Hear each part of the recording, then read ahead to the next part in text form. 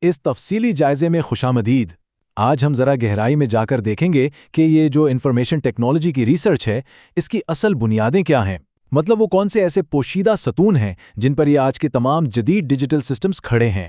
یہ جائزہ دراصل ان نظر نہ آنے والے حقائق کی ایک دلچسپ کھوج ہے جو اس پیچیدہ ٹیکنالوجی کو ممکن بناتے ہیں۔ تو چلیں شروع کرتے ہیں۔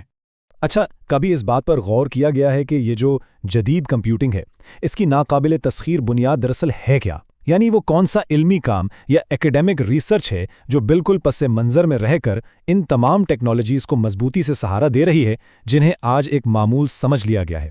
یہ واقعی ایک بہت ہی اہم سوال ہے۔ تو پہلا حصہ، بنیادی خاکہ، آئی ٹی ریسرچ کی بنیادوں کا تعین۔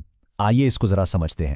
جب بات آتی ہے باقاعدہ تحقیقات کی، تو بھائی اس سے مراد جدید کمپیوٹنگ اور ڈیجیٹل سسٹمز کا وہ انتہائی سخت اور اکیڈمک مطالعہ ہے جو درست تجزیے کے لیے بالکل ناگزیر ہے۔ اور ہاں، یاد رہے کہ یہ محض کچھ معلومات کا ذخیرہ نہیں ہے، بلکہ یہ وہ باقاعدہ علمی مشقت ہے جو تکنیکی جدت کی نئی راہیں کھولتی ہیں۔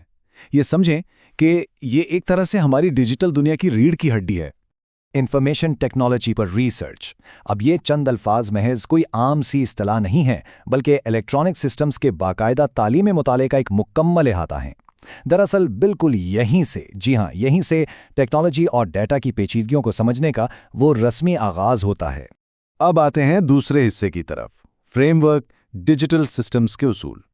اور یہ سلائیڈ بڑی شاندار طریقے سے واضح کرتی ہے کہ آئی ٹی ریسرچ کے بنیادی اصول کیا ہیں۔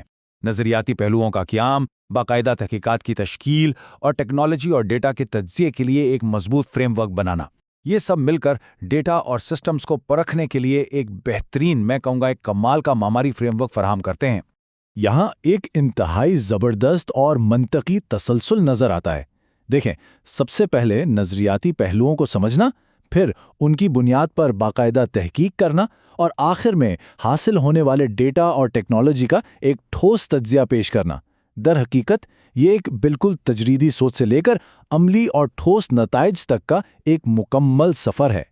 تیسرا حصہ، ساخت، ایک بنیادی رہنمائی۔ اب اس تقابل کو ذرا غور سے دیکھیں۔